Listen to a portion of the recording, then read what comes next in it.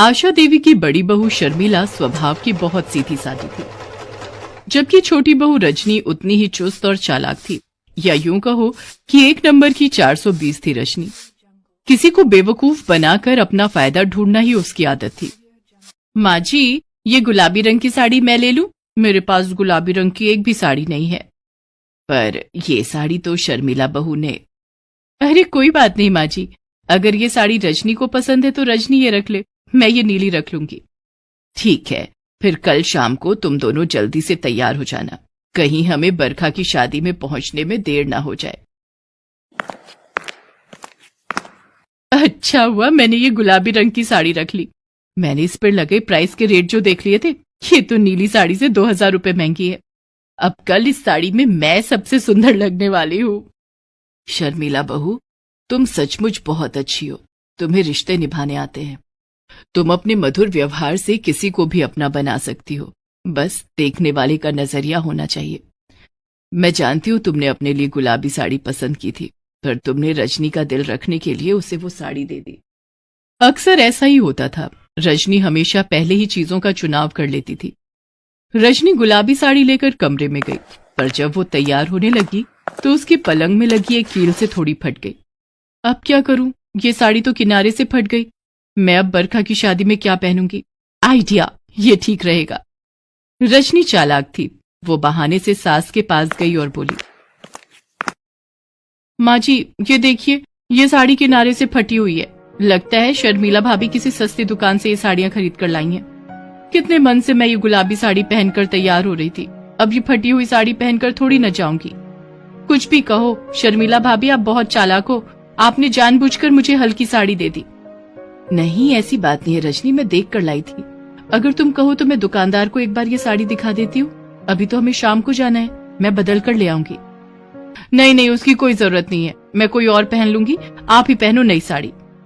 एक काम करो रजनी, तुम नीली वाली साड़ी पहन लो, मेरे पास एक और साड़ी रखी है, मैं वो पहन लूंगी। पर शर्मिला बहू, ठीक है दे दो मुझे, वो साड़ी इतनी पसंद नहीं थी, मजबूरी है इसलिए पहन रही हूँ। रजनी चालाकी से वो गुलाबी फटी हुई साड़ी शर्मिला को दे देती है और शादी में जाने के लिए नई नीली साड़ी पहन लेती है। अगले दिन शर्मिला वो फटी हुई साड़ी दुकानदार को देने आती है। बहन जी, आप हमारे पुराने ग्राहक हो, इसलिए मैं ये साड़ी बदल कर दूसरी दे रहा हूँ, पर हमारी दुकान में ऐसा कभी नहीं हुआ। हमारी दुकान में सारी साड़ियाँ चेक होकर ही आती हैं। मैंने भी आपको चेक करवा कर ही दी थी, पर हो सकता है कहीं देखना रह गया हो। ये इसका दूसरा पीस आप ले जाओ। शुक्रिया भाई साहब। शर्मिला साड़ी लेकर घर पहुंचती है। बदल दी दुकानदार ने? बदलता भी क्यों नहीं, गलती भी तो उसी की थी, फटी हुई जो पकड़ा दी थी। लाओ मैं इसे अलमारी में रख देती हूँ। देखो कैसे छीन कर ले गई, बिल्कुल शर्म नहीं है इसमें। अब ये नीली साड़ी इसकी हो गई, तू कब तक सीधी बनी रहेगी बहू। शर्मिला चुपचाप वहां से चली जाती है, पर आशा देवी अच्छे से जानती थी कि रजनी ने चालाकी से दोनों साड़ियां ले ली। ऐसे ही एक दिन रजनी की सहेली उससे मिलने आई। सुमन, कितने दिनों बाद तुझसे मिलना हुआ। शादी के बाद तो तू मेरठ में सेटल हो गई थी ना? हाँ हो तो गई थी, पर हस्बैंड की जॉब कैलिफोर्निया में लग गई है, तो हम विदेश जा रहे हैं। वैसे आऊंगी आफ्टर 6 मंथ्स, मेरा आना होगा। अभी वहां कुछ सेट कर ले, फिर सब कुछ यहाँ से समेट कर एक बार परमानेंट शिफ्ट हो जाएंगे। अच्छा रजनी, मुझे तेरे से एक काम था। हाँ बोल। मेरा दिल्ली में कोई भी नहीं है, तो मैं सोच रही थी कि मेरे पास बहुत सारा गोल्ड है, तो अभी तो मैं कैलिफोर्निया नहीं ले जा सकती, मुझे इसे बेचना है और हमारी कल की फ्लाइट है। मेरे पास इतना समय नहीं है कि मैं आज के आज में सारा गोल्ड अपना बेच सकूं, इसलिए तू मेरा गोल्ड अपने पास संभाल कर रख ले। तकरीबन 5 लाख का गोल्ड है, ये सारे जेवर तू संभाल कर रख ले। मैं 6 महीने बाद वापस आऊंगी तो ये जेवर बेच दूंगी। ठीक है कोई बात नहीं, तू मेरे पास रख दे, मैं संभाल कर रख दूंगी, तू बेफिक्र होकर जा। सुमन अपना सारा जेवर रजनी को दे जाती है। रजनी बहू, ऐसे किसी की चीज यूं इस तरह अपने घर में रखना ठीक बात नहीं है। तुमने एक बार सोने की परख भी नहीं की कि वो कितने का है, कितने का नहीं है। मुझे ये सब कुछ ठीक नहीं लगा। तुम क्यों किसी की जिम्मेदारी अपने ऊपर लेती हो? आजकल ऐसा जमाना नहीं है। माँ जी, मेरी सहेली को मैं बहुत समय से जानती हूँ, वो काफी पैसे वाली है, उसके पास इतना सोना होना कोई हैरानी की बात नहीं है। उसका पति बहुत बड़ी कंपनी में नौकरी करता है, लाखों की सैलरी है। देखो खुद ही कह रही है कि कैलिफोर्निया शिफ्ट हो जाएगी। अब वो पागल थोड़ी है जो मेरे पास अपना सोना रखवाने के लिए आएगी। रजनी अपनी सास की बातों को अनसुना कर देती है। एक दिन, अरे रजनी बहू, तैयार हुई या नहीं? शर्मिला बहू और मैं कब के तैयार हो गए। मिसेस शर्मा के घर कीर्तन शुरू हो जाएगा, हम तब जाएंगे जब आरती शुरू होगी। क्या? अरे आ रही हूं माँ जी, ये देखो मैं तैयार हो गई। ये तो वही जेवर है ना जो तुम्हारी सहेली तुम्हारे पास रखवा कर गई है, तुमने ये क्यों पहन लिए? अरे तो क्या हुआ माँ जी, कौन सा वो अभी लेने आ रही है? अभी अगले हफ्ते आना है उसने। 5 महीने से ऊपर हो गए मेरे पास ये जेवर संभाले हुए, अब एक बार पहन भी लूंगी तो क्या बिगड़ जाएगा। रजनी अपनी सास और जेठानी के साथ पड़ोस में कीर्तन में जाती है। सब लोग रजनी की तरफ ही देख रहे थे क्योंकि उसने बहुत सारे जेवर पहने हुए थे। उन्हीं में से एक महिला रजनी से जेवर के बारे में पूछती है। अरे वाह रजनी, जेवर तो तूने बड़े अच्छे पहने हैं, असली सोने के हैं क्या? तो और क्या, कोई आर्टिफिशियल थोड़ी पहनूंगी, असली सोने के हैं, नए बनवाए हैं मैंने। अगर आप बुरा ना माने तो एक बात कहूँ, ये जेवर सोने की नहीं है, ये तो आर्टिफिशियल ज्वेलरी है, जरूर आपको किसी सुनार ने लूट लिया। ये कैसी बातें कर रही हैं आप मेरे सोने के जेवर को आर्टिफिशियल ज्वेलरी बता रही हैं? मैं एक सुनारिन हूँ, बचपन से सोने में खेली हूँ, मुझे अच्छी खासी सोने की परख है, मैं देखते ही पहचान जाती हूँ कि सोना है या पीतल।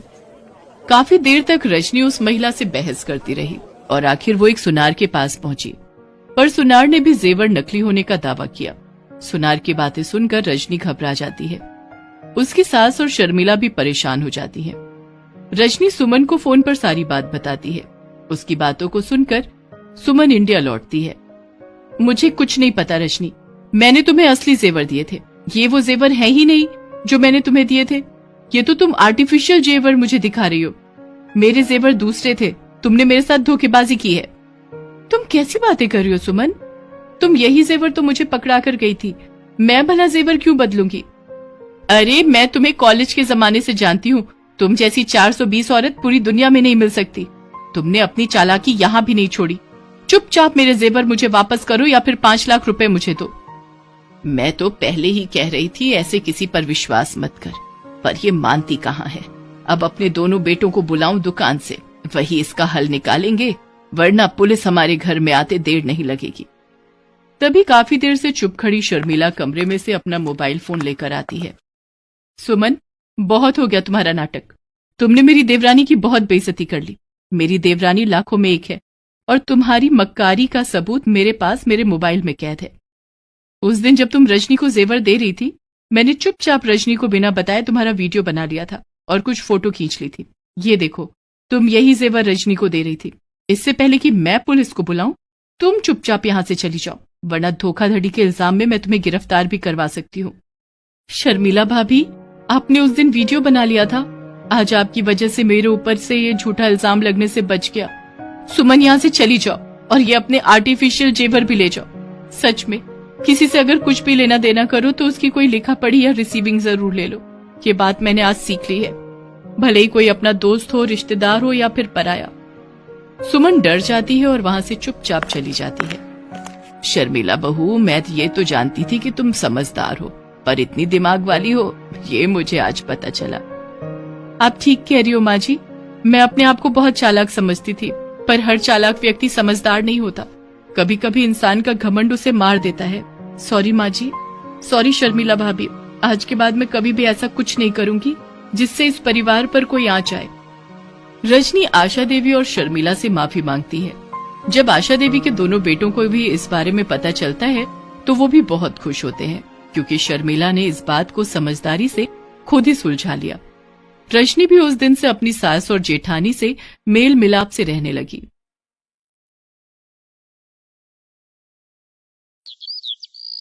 महिमा ने अपने रिश्तेदारों को देने वाले कपड़ों की अटैची खोली और अपनी जेठानी प्रेमा को साड़ी पकड़ाने लगी। भाभी, ये साड़ी माँ ने आपके लिए दी है। ये साड़ी? पर मैं तो ये रंग पहनती ही नहीं हूँ। नीले रंग की 4 साड़ियां मैंने पिछले हफ्ते ही काम वाली को पकड़ाई हैं।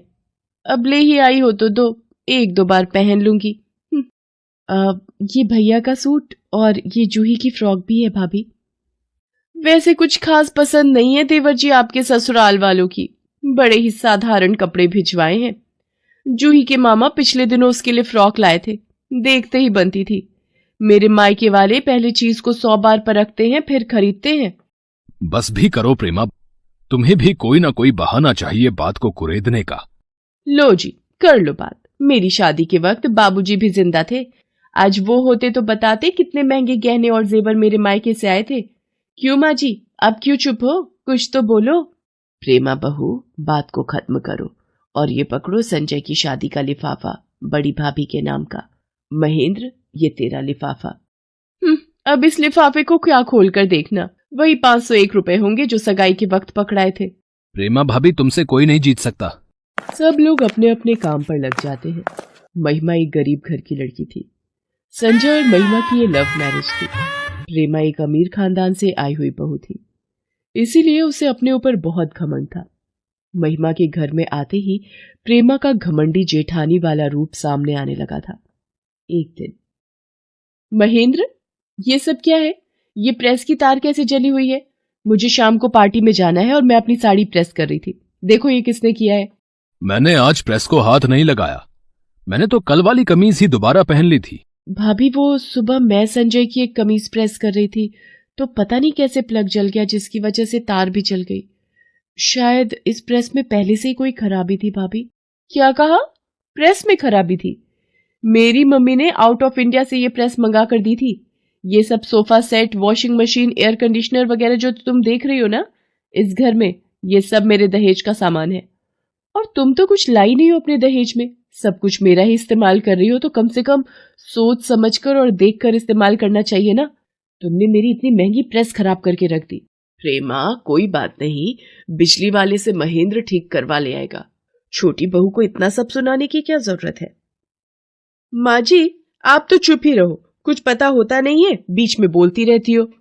आपकी चीज खराब नहीं हुई है ना, इसलिए आपको कोई फर्क नहीं पड़ रहा है। महिमा की आंखों में आंसू थे। वो कमरे में आकर रोने लगती है। चुप हो जाओ महिमा, कुछ वक्त के बाद मेरा थोड़ा काम अच्छा हो जाएगा तो हम अलग रहने लगेंगे।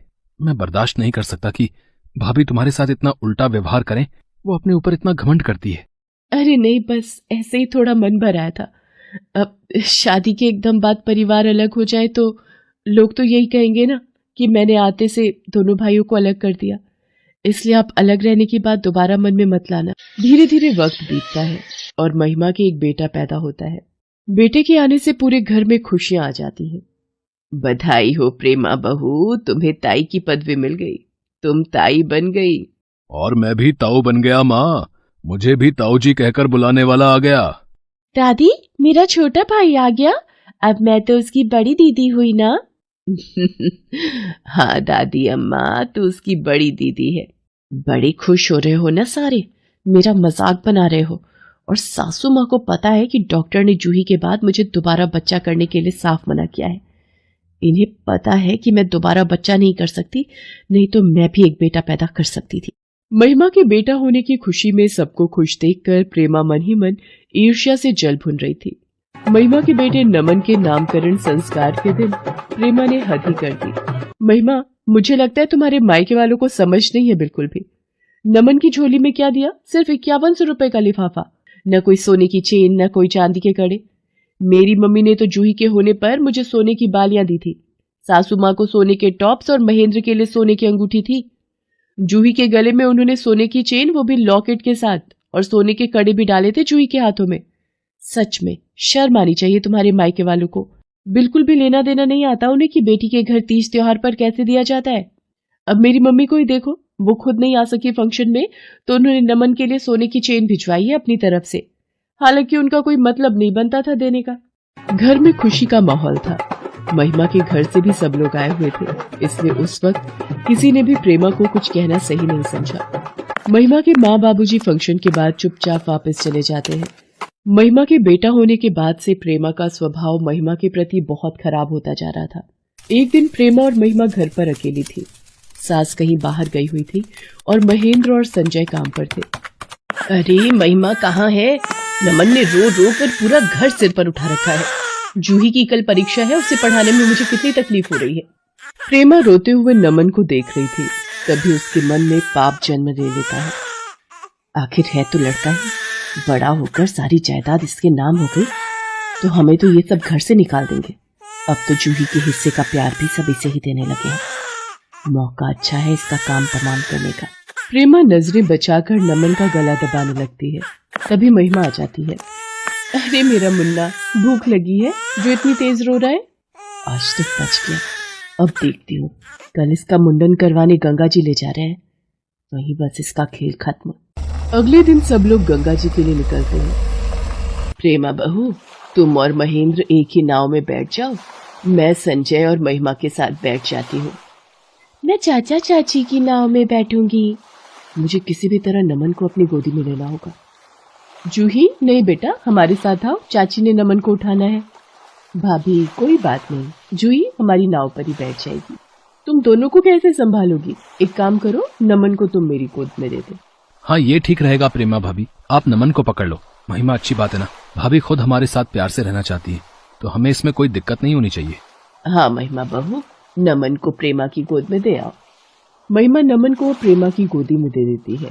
सब लोग नाव पर गंगा पार मंदिर के लिए चल पड़ते हैं। रास्ते में, जूही बेटा, ज्यादा उछल कूद मत मचाओ, नाव का बैलेंस बिगड़ जाएगा। चाचा, नाव में तो बहुत मजा आ रहा है। उधर जूही महिमा, संजय और दादी के साथ खेलने में मस्त थी। दोनों नाव थोड़ी दूर हो गई थी। महेंद्र भी दूर से जूही को मस्ती करते देख रहा था, पर प्रेमा कुछ और ही साजिश रचने वाली थी।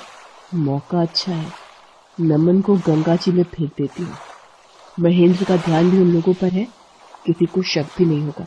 बोल दूंगी मेरे हाथ से फिसल गया और गिर गया। जैसे ही प्रेमा नमन को गंगा जी में गिराने लगती है, अचानक उसे चीखने की आवाज आती है। जूही, माझी जूही पानी में गिर गई। हे भगवान, कोई जूही को बचाओ। मेरी बच्ची जूही। इतनी देर में महिमा भी पानी में कूद जाती है। जूही मेरी बच्ची, कोई मेरी बच्ची को बचाओ। किसी तरह महिमा डूबती हुई जूही के पीछे जाती है और उसका हाथ पकड़ लेती है और नाव तक वापस ले आती है। प्रेमा ये सब देख रही थी। सब लोग किनारे पर पहुंचते हैं। मेरी जूही, मेरी बच्ची तो ठीक तो है? मम्मी, पापा। महिमा, तुम्हें तैरना आता है? हाँ, वो स्कूल के दिनों में सीखी थी स्विमिंग। महिमा, तुमने मेरी बच्ची की जान बचा ली और मैं। प्रेमा रोते हुए सभी को सारी बात बताती है। मुझे माफ कर दो महिमा, मुझे माफ कर दो। भाभी, कोई बात नहीं, भूल इंसान से ही होती है। प्रेमा बहू, नमन तुम्हारा ही बेटा है, तुम इसकी बड़ी माँ हो। नमन को गोद में लेकर इसके बाल तुम ही उतरवाओगी। सास और देवरानी की बातों को सुनकर प्रेमा की आंखें आंसुओं से भीग जाती हैं। प्रेमा को पिछली सारी बातें याद आती हैं। उसे अपने किए पर बहुत पछतावा होता है और वो नमन को छाती से लगाकर प्यार करने लगती है। जूही भी महिमा की गले लग जाती है। सिम्मी, तुम्हारी ताकत की दवाइयां मैंने टेबल पर रख दी हैं, टाइम पर ले लेना। मैं बस स्टैंड जा रहा हूँ। सरोज दीदी बस स्टैंड पर खड़ी मेरा इंतजार कर रही होंगी। और तुम्हें तो पता ही है, सरोज दीदी ने गांव की तरह पूरे शहर को सिर पर उठा लिया होगा।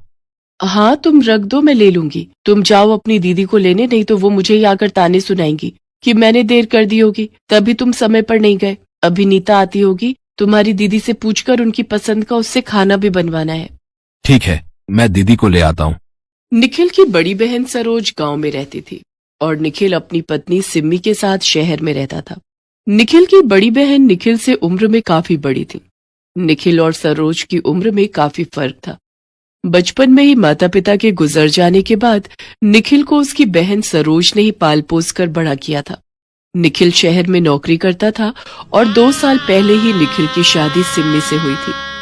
सिम्मी गर्भवती थी और उसका 6ठा महीना चल रहा था। इसीलिए निखिल ने अपनी बहन सरोज को अपने पास शहर बुला लिया ताकि सिम्मी को थोड़ा सहारा मिले। निखिल बस स्टैंड पर पहुंचता है। उधर सरोज की बस पहले ही आ चुकी थी।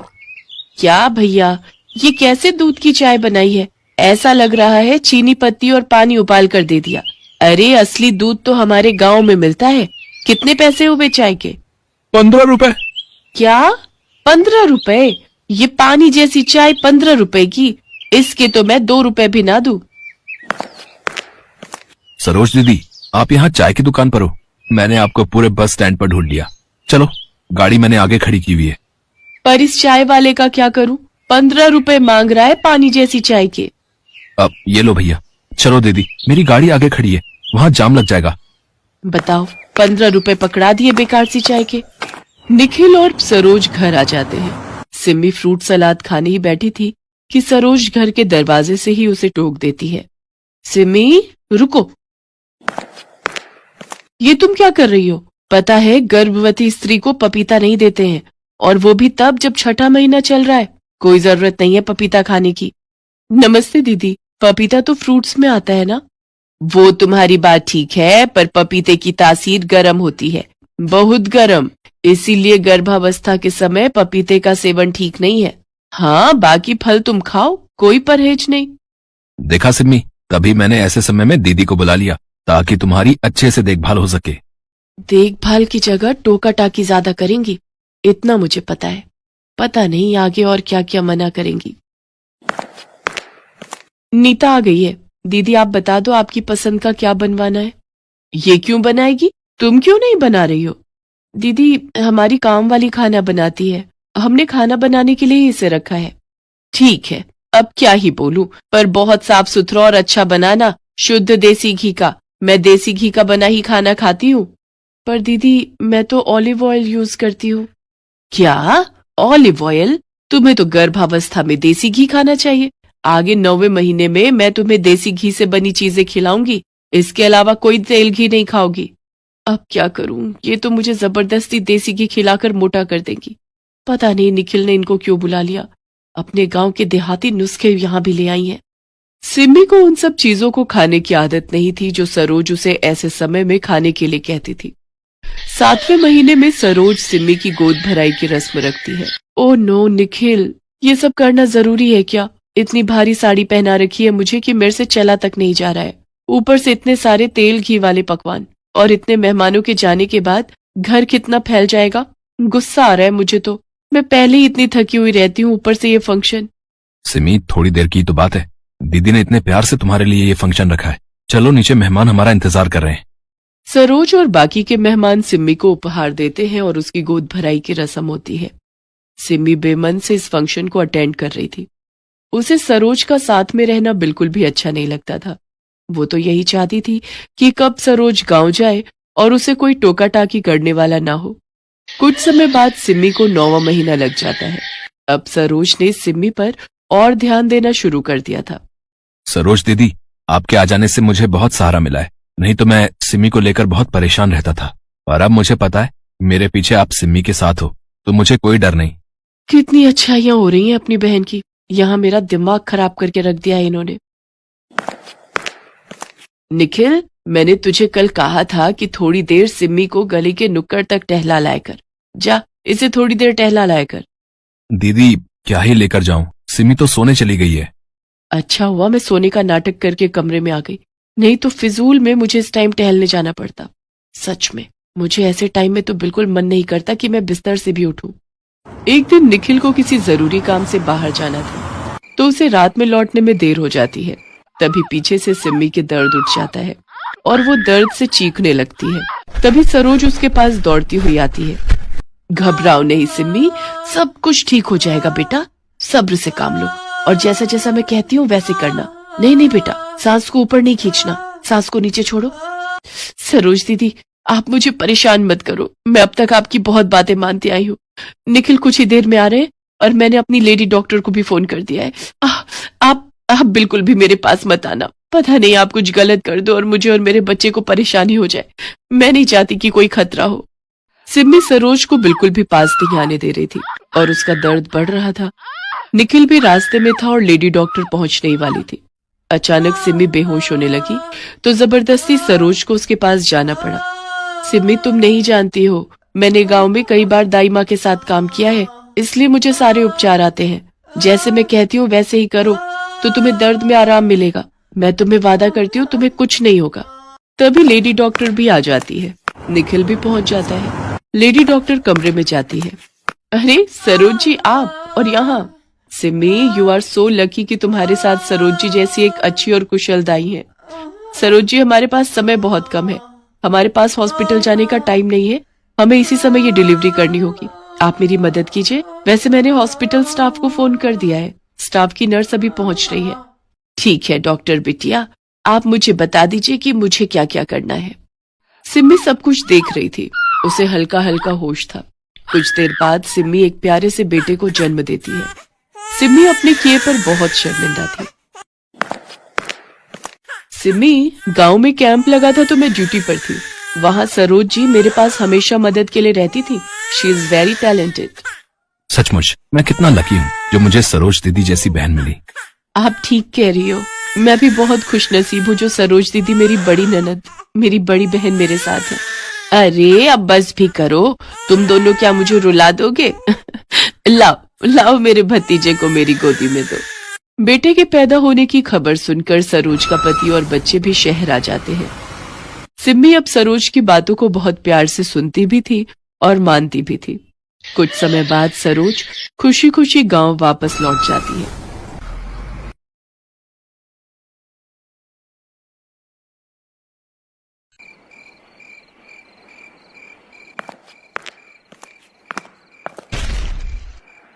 ए, कौन है? राजू, ये तू है ना साले? फिर से भागने की कोशिश कर रहा है? हैं? रुक जरा, और तेरी टांगे ही तोड़ दूंगा, फिर देखता हूँ कैसे भागता है यहाँ से। राजू जानता था कि अनाथालय का केयर टेकर लालजी जो कह रहा था वो कर भी सकता था और ये राजू के पास आखिरी मौका था। इसीलिए वो फौरन उठा और भागने लगा। गिरने की वजह से उसके पैर में चोट लगी थी, लेकिन आराम से ज्यादा वहाँ से भागना जरूरी था राजू के लिए। ए राजू, रुक जा, नहीं तो मुझसे बुरा कोई नहीं होगा। तुमसे बुरा तो कोई है भी नहीं लाला, मैं अब तुम्हारे हाथ नहीं आने वाला। राजू की रफ्तार और तेज होती गई। लालजी जल्दी ही काफी पीछे छूट गया और इस तरह राजू आजाद हो गया उस जेल से, जो कहने को तो एक अनाथालय था लेकिन असल में वहाँ कुछ और ही हो रहा था। लालजी की पहुँच से बाहर आने के बाद राजू फुटपाथ पर बने एक घने पेड़ की छांव में बैठ गया और अपने घाव को सहलाने लगा। तभी उसे चकोरी याद आई और वो पुरानी यादों में खो गया।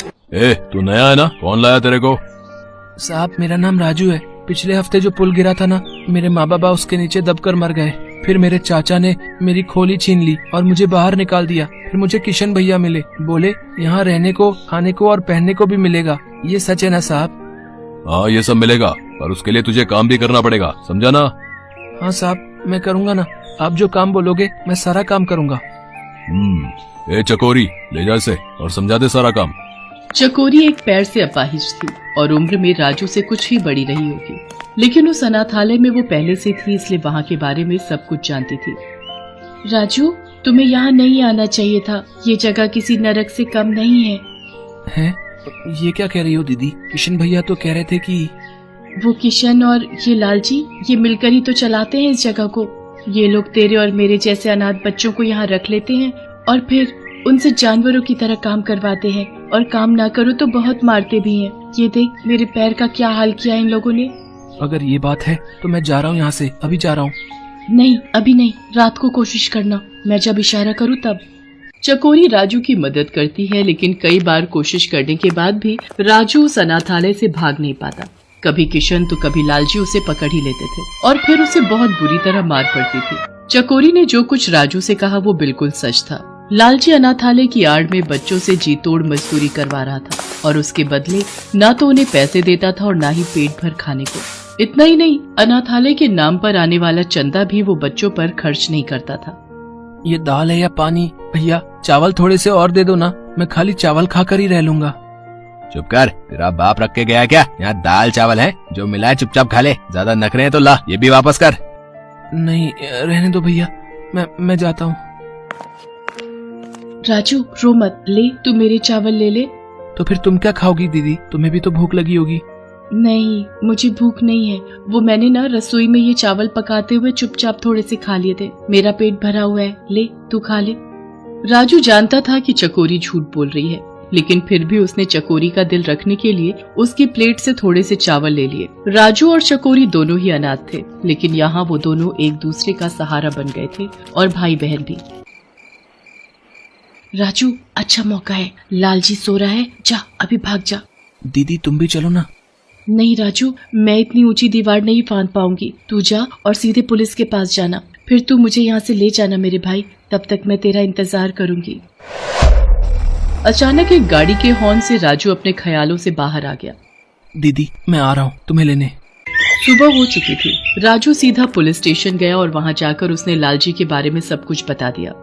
पुलिस इंस्पेक्टर अभिजीत ने फौरन एक्शन लिया और अपनी टीम के साथ उन्होंने बिना देर किए लालजी के अनाथालय पर छापा मार दिया। राजू भी उनके साथ ही था। सारे बच्चे एक एक करके अनाथालय से बाहर आ गए, लेकिन चकोरी वो उन बच्चों में थी ही नहीं। दीदी दीदी छोटू रुक, चकोरी दीदी कहाँ है? भैया कल जब आप यहाँ से भाग गए तो लालजी बहुत गुस्सा हो गया। उसे पता चल गया था कि चकोरी दीदी ने ही आपको भागने में मदद की थी, इसलिए उसने क्या किया उसने छोटू? भैया उसने चकोरी दीदी को बहुत मारा, इतना मारा कि चकोरी दीदी बेहोश हो गई। वो वहाँ रसोई में है वो। राजू बदहवास सा रसोई में पहुंचा, जहां खून से लथपथ चकोरी बेहोश पड़ी थी। दीदी उठो दीदी, मैं आ गया, तुम्हें लेने आ गया दीदी, चलो मेरे साथ, उठो ना दीदी। राजू, अब चकोरी कभी नहीं उठेगी, ये हमेशा के लिए भगवान के पास जा चुकी है बेटा। उस दिन राजू इतना रोया जितना शायद अपने माँ बाप की मौत पर भी नहीं रोया था। चकोरी ने उसकी खातिर अपनी जान गंवा दी थी। ये बोझ राजू के नन्हे से दिल पर बहुत बड़ा था। इंस्पेक्टर अभिजीत ने लालजी और किशन को गिरफ्तार कर लिया था। उन्हें उनके किए की सजा अब कानून देने वाला था, लेकिन इस सब से भी राजू का घाव नहीं भरने वाला था। राजू चलो बेटा, हमारे साथ चलो। कहाँ जाना है मुझे? बेटा, यहाँ के सारे बच्चों को एक नए अनाथालय में ले जाया जा रहा है। वो जगह यहाँ की जैसी बिल्कुल भी नहीं होगी। वहाँ तुम्हें बहुत प्यार से रखा जाएगा। नहीं, मुझे कहीं नहीं जाना, अनाथालय तो बिल्कुल भी नहीं। इतना कहकर राजू वहाँ से भाग गया। इंस्पेक्टर अभिजीत ने भी उसे रोकने की कोशिश नहीं की और बाकी के बच्चों को लेकर वो वहाँ से चले गए। अब राजू फिर से बिल्कुल अकेला था और उसे चकोरी की कही एक ही बात बार बार याद आ रही थी। दीदी, जब हम यहाँ से आजाद हो जाएंगे तो क्या करेंगे, कहाँ रहेंगे, क्या खाएंगे? जो भी करेंगे यहाँ से बेहतर जिंदगी ही जिएंगे राजू। हम खूब मेहनत करेंगे और खूब सारे पैसे कमाएंगे और फिर जो चाहे वो कर सकेंगे। राजू जानता था कि अब उसे क्या करना है। वो काम की तलाश में निकल पड़ा और जल्दी ही उसे एक ढाबे पर बर्तन धोने और ग्राहकों को खाना परोसने का काम मिल भी गया। ढाबे का मालिक राजपाल एक भला आदमी था। उसने राजू को अपने ढाबे में ही रहने दिया। वो उसे पैसे देने के साथ साथ पेट भर खाना भी देता था और इस तरह राजू ने अपने हालात सुधार लिए। अरे राजू बेटा, एक काम तो कर दे। वो जो सामने बड़ी सी बिल्डिंग है ना, अरे वही जिसके बाहर वो बड़ा सा कूड़ेदान रखा है। हाँ साहब, मैं समझ गया। काम क्या है आप ये बताइए। हाँ, वहाँ जाएगा तो बिल्डिंग के बाहर एक सिक्योरिटी गार्ड मिलेगा तुझे। अरे वही अपना सूरज जो हर रोज ढाबे में आकर खाना खाता है। वो आज ढाबे पर नहीं आ पाएगा तो तू उसे वहीं जाकर खाना दिया, ठीक है? ठीक है साहब, अभी जाता हूँ।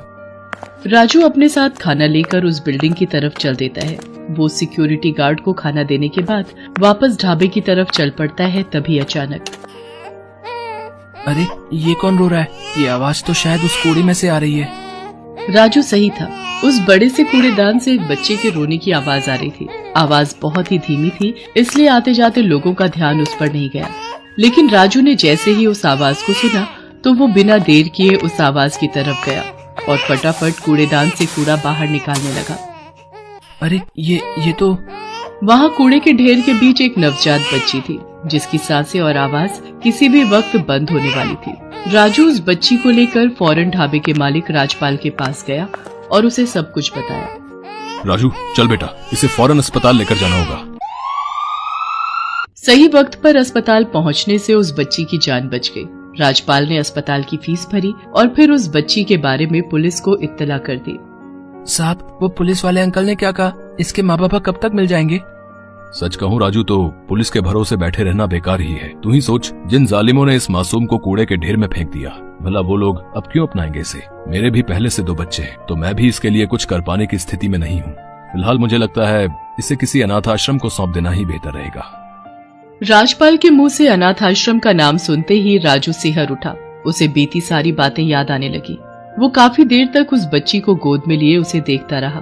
तभी राजपाल ने राजू से कहा, राजू क्या कर रहा है? चलना, यहाँ पास में ही एक अनाथ आश्रम है, चल वहीं पर चलते हैं। नहीं साहब, मैं इसे किसी को नहीं दूंगा। मेरा इस दुनिया में कोई नहीं है और इसका भी कोई नहीं है, तो इस हिसाब से हम दोनों भाई बहन हुए ना। सोच ले राजू, ये एक बड़ी जिम्मेदारी है। सोच लिया साहब, आज से मैं इसका बड़ा भाई और ये मेरी छोटी बहन चकोरी। ये कहते हुए राजू के चेहरे पर एक अजीब सा सुकून था। वो मेहनती तो पहले से ही था, लेकिन उस दिन से जिम्मेदार भी हो गया। अब ना तो वो अकेला था और ना ही परेशान। उस छोटी सी चकोरी के रूप में उसे जीने का मकसद जो मिल गया था। मूसलाधार बारिश हो रही थी। उर्मिला की टूटी हुई झोपड़ी में पानी भर गया था। सोनू बेटा, तू रहने दे, गुड़िया रो रही है तो उसे गोद में उठा ले। मैं बाल्टी से भरा हुआ बारिश का पानी निकालने की कोशिश करती हूँ। माँ गुड़िया तो रो ही जा रही है, चुप ही नहीं हो रही। ला मुझे दे, मैं गोदी में लेती हूँ, चुप हो जाएगी। अरे गुड़िया को तो बहुत तेज बुखार है। हे भगवान, इस मूसलाधार बारिश में से लेकर कहाँ जाऊँ। चल सोनू बेटा, गुड़िया को डॉक्टर के पास ले जाना होगा। बारिश बहुत तेज है, क्या करूँ। माँ मैं कोई गाड़ी रोकने की कोशिश करता हूँ। कोई गाड़ी रोको, मेरी बहन बहुत बीमार है, कोई हॉस्पिटल ले जाने में मेरी मदद करो। गुड़िया, गुड़िया ये रो क्यों नहीं रही है। माँ गुड़िया को क्या हुआ? गुड़िया। गुड़िया को सीने से लगाए उर्मिला फूट फूट कर रोने लगती है। सोनू हर आती जाती गाड़ी को रोक रहा था। अचानक एक गाड़ी सोनू के सामने आकर रुकती है। अंकल, अंकल हमारी मदद करो, मेरी बहन की तबीयत बहुत खराब है, वो कुछ बोल नहीं रही है, हमें अस्पताल ले चलो अंकल, आपकी बहुत मेहरबानी होगी। ठीक है, मेरी गाड़ी में बैठ जाओ, मैं तुम्हें हॉस्पिटल छोड़ देता हूँ। माँ गुड़िया को लेकर जल्दी आओ, ये अंकल हमें हॉस्पिटल छोड़ देंगे। आपका बहुत बहुत शुक्रिया साहब, आपने हमारी मदद की। गुड़िया मेरी बच्ची, तुझे कुछ नहीं होगा, हम अभी अस्पताल पहुंच रहे हैं। लीजिए, हॉस्पिटल आ गया। यहाँ तक छोड़ने का शुक्रिया साहब। चल सोनू जल्दी आ बेटा। डॉक्टर, डॉक्टर देखिए ना मेरी बच्ची को क्या हुआ है। घबराओ नहीं, मैं अभी चेक कर लेता हूँ। हे भगवान, मेरी बच्ची को ठीक कर दो, मेरी गुड़िया। भगवान जी मेरी बहन को ठीक कर दो, आप तो सबकी प्रार्थना सुनते हो, मेरी भी सुन लो भगवान जी। सोनू अभी भगवान गणेश के सामने हाथ जोड़कर खड़ा ही था कि तभी कोई अपना हाथ सोनू के कंधे पर रखता है। अंकल आप तो वही है ना जिन्होंने हमें गाड़ी में छोड़ा है, हमारी मदद की है। हाँ बेटा, और तुम चिंता मत करो, गुड़िया को कुछ नहीं होगा। अब मैं आ गया हूँ, मैं अपनी बेटी को कुछ नहीं होने दूंगा। डॉक्टर, जितने पैसे भी लगेंगे मैं दूंगा, मगर मेरी बेटी को कुछ नहीं होना चाहिए। उसका अच्छे से अच्छा इलाज कीजिए। माँ ये अंकल गुड़िया को अपनी बेटी क्यों कह रहे हैं? जब आप जल्दी में गाड़ी से उतरी तब शायद ये चेन गाड़ी की सीट पर गिर गई थी। ये चेन मैंने अपनी बेटी पिंकी के पहले जन्मदिन पर उसे पहनाई थी। इसे देखकर ही मैं पहचान गया कि गुड़िया ही मेरी पिंकी है, और मैंने अपनी गाड़ी वापस हॉस्पिटल की तरफ घुमा दी। सौरभ, हमारी पिंकी कहाँ है? वो ठीक तो है ना? वो ठीक तो हो जाएगी? घबराओ नहीं मेघा, डॉक्टर उसका इलाज कर रहे हैं। सौरभ, मुझे उसे एक बार देखना है। पूरे 3 साल बाद मैं अपनी बेटी को देखूंगी। आपकी बेटी को कुछ नहीं होगा मैडम, वो ठीक हो जाएगी। हम तो हिम्मत हार बैठे थे। हमारी बेटी आपको कैसे मिली? हमने अपनी पिंकी को बहुत ढूंढा। आपकी बेटी आज से 3 साल पहले मुझे पूर्णागिरी मंदिर में मिली थी।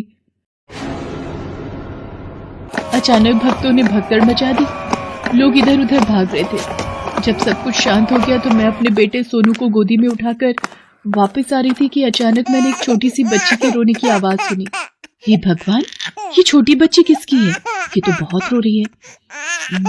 इसके माता पिता भी आसपास कहीं दिखाई नहीं दे रहे। इसे ऐसे अकेला छोड़कर जाना भी ठीक नहीं है। मुझे इसे अपने साथ ही रखना होगा। मैंने आसपास के लोगों से बहुत पूछा, पर कोई भी इस बच्ची के बारे में नहीं जानता था। फिर मैं इसे अपने साथ टनकपुर वापस ले आई। 3 सालों में मैं ये भी भूल गई कि गुड़िया मेरी बेटी नहीं है। उर्मिला कहानी सुनाते सुनाते अचानक रोने लगी और उसकी आंखें आंसुओं से भर आई। मिस्टर सौरभ, आपकी बेटी पिंकी को होश आ गया है, आप पिंकी से मिल सकते हो। आप घबराइए मत, मैं पिंकी के पास नहीं जाऊंगी, मैं दूर से ही उसे देख लूंगी। माँ हम गुड़िया से क्यों नहीं मिल सकते हैं? गुड़िया तो मेरी बहन है, मुझे उससे मिलना है, उसे प्यार करना है। माँ मुझे उसके साथ खेलना है। सोनू मेरे बच्चे, हमारा और गुड़िया का साथ बस इतना ही था। अब उसके मम्मी पापा मिल गए हैं, वो उनके साथ बहुत खुश रहेगी। चल बेटा, घर चलते हैं। उर्मिला और सोनू रोते हुए अपनी झोपड़ी में वापस आ जाते हैं। 2 दिन बीत जाते हैं। उर्मिला और सोनू का मन बहुत उदास था। सोनू बेटा आजा, खाना खा ले। देख मैंने तेरे लिए दाल की खिचड़ी बनाई है। माँ दाल की खिचड़ी तो गुड़िया भी बहुत शौक से खाती है, मैं उसके बिना नहीं खाऊंगा, मुझे भूख नहीं है माँ। अभी सोनू रो ही रहा था कि अचानक एक आवाज उसे और उर्मिला को चौंका देती है। सोनू भैया, अगर मैं खाऊंगी तब तो खाओगे ना? गुड़िया मेरी प्यारी बहन, तू वापस आ गई। माँ देखो गुड़िया वापस आ गई। हमारी पिंकी के ऊपर आपका हक ज्यादा है, क्योंकि आपने उसकी जान बचाई है।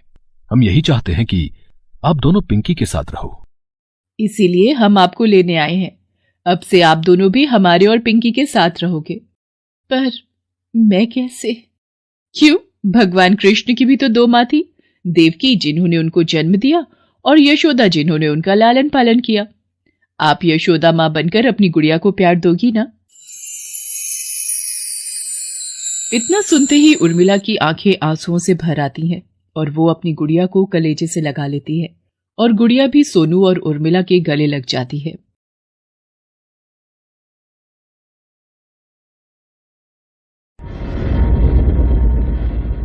करोड़पति सेठ जानकी दास के घर बेटे ने जन्म लिया। पंडित ने कुंडली बनाई। सेठ जी, मैं कल दोपहर को आपसे मिलने आऊंगा। आइए पंडित जी, आप मेरे बेटे केशव के भाग्य के बारे में बताने वाले थे।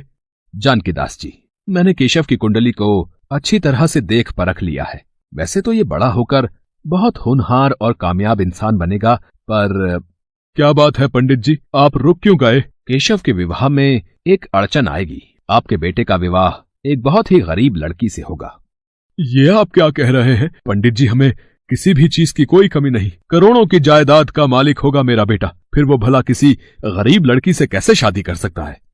जानकी दास जी, ये सब नसीब का खेल है जिसे ना आप बदल सकते हो और ना ही मैं। अच्छा नमस्कार, मैं चलता हूं। नसीब बदला भी तो जा सकता है। मैं अपने बेटे को पढ़ाई के लिए विदेश भेज दूंगा। न यहाँ रहेगा, न ही इसके दोस्त बनेंगे, न ही कोई स्कूल कॉलेज की लड़की इसकी जिंदगी में आएगी और न ही इसे प्यार होगा। जानकी दास अपने बेटे केशव के नसीब को बदलने की कोशिश कर रहा था, इसलिए वह उसे पढ़ने के लिए विदेश भेज देता है। वक्त बीतता है और केशव पढ़ लिख कर एक बड़ा इंजीनियर बन जाता है और अपने देश वापस आता है। सुनो जी, हमारा केशव आज वापस आ रहा है। उसकी पसंद के दम आलू और भिंडी की सब्जी बनाई है। जरा नमक तो चख कर देखना, ठीक डाला है? माँ, तुम्हारे से स्वादिष्ट भोजन कोई बना ही नहीं सकता। नमक और मिर्च कभी कम या ज्यादा नहीं हुआ, हमेशा बराबर का ही रहता है। मुझे आज भी याद है। अरे केशव, तू आ गया, पर तेरी फ्लाइट तो शाम को 6 बजे आने वाली थी। मैंने आपको फ्लाइट का सही समय बताया नहीं था। अगर बता देता तो सरप्राइज कैसे देता। चलो अच्छा है, तुम आज ही आ गए। कल हमारे व्यापार मंडल की तरफ से सभी व्यापारियों के लिए एक बड़े समारोह का आयोजन है, जिसमें शहर के सभी बड़े व्यापारी शामिल होंगे। तुम भी उन सब से मिल लोगे। अगले दिन केशव अपने पिता जानकी दास के साथ व्यापार मंडल के समारोह में शामिल होता है। वहाँ पर एक अनाथ आश्रम की लड़कियों की तरफ से नृत्य कार्यक्रम का भी आयोजन था। ये लड़की कितना सुंदर डांस कर रही है और देखने में भी कितनी सुंदर है। तो जोरदार तालियां हो जाएं स्वाति और उसकी सह कलाकारों के लिए। अच्छा, स्वाति नाम है इस लड़की का। केशव को स्वाति पसंद आ जाती है। वो उससे मिलने अनाथ आश्रम में जाता है। स्वाति उस वक्त आश्रम के बच्चों को डांस सिखा रही थी। आपको उस दिन प्रोग्राम में देखा था, आप बहुत अच्छा डांस करती हैं। धन्यवाद। मुझे बचपन से ही डांस का शौक है। आप चाय वगैरह कुछ लेंगे? आप चाय बहुत अच्छी बनाती हैं। और फिर केशव किसी न किसी बहाने रोजाना अनाथ आश्रम में आने लगा। धीरे धीरे केशव और स्वाति में नजदीकियां बढ़ने लगी। केशव को स्वाति बहुत पसंद थी और एक दिन, स्वाति, मैं जानता हूँ मेरे पापा मेरी शादी तुमसे कभी नहीं होने देंगे, इसीलिए मैं आज ही मंदिर में तुमसे शादी करना चाहता हूँ ताकि हमें कोई अलग ना कर सके। केशव और स्वाति मंदिर में शादी कर लेते हैं। शादी के बाद केशव स्वाति को घर लेकर जाता है। केशव और स्वाति को शादी के जोड़े में देखकर जानकी दास और सुमित्रा हैरान रह जाते हैं। केशव, ये सब क्या है? तुमने ये शादी का जोड़ा क्यों पहन रखा है? और ये लड़की कौन है? पापा, ये आपकी बहू है स्वाति। आपको याद है उस दिन जब हम एक समारोह में गए थे, वहाँ स्वाति ने डांस परफॉर्मेंस दी थी। उसी दिन मुझे स्वाति बहुत अच्छी लगी थी। मैं जानता था आप हम दोनों की शादी के लिए कभी राजी नहीं होंगे, इसलिए हम दोनों ने मंदिर में शादी कर ली है। तूने एक गरीब और अनाथ लड़की से शादी कर ली है? तुझे शर्म नहीं आई? हमारे खानदान की नाक कटवा दी। इतने करोड़पति खानदान का होकर तूने इस गरीब से शादी कर ली। मैं तुझे अपनी जायदाद से बेदखल करता हूँ। तू मेरा बेटा नहीं है, इस घर से निकल जा। आज के बाद मुझे अपना मुंह मत दिखाना। सुनो जी, केशव हमारा इकलौता बेटा है, उसे ऐसे घर से मत निकालो। केशव, रुक जा बेटा, मत जा अपनी माँ को छोड़कर। मैं तेरे बिना नहीं रह सकती बेटे।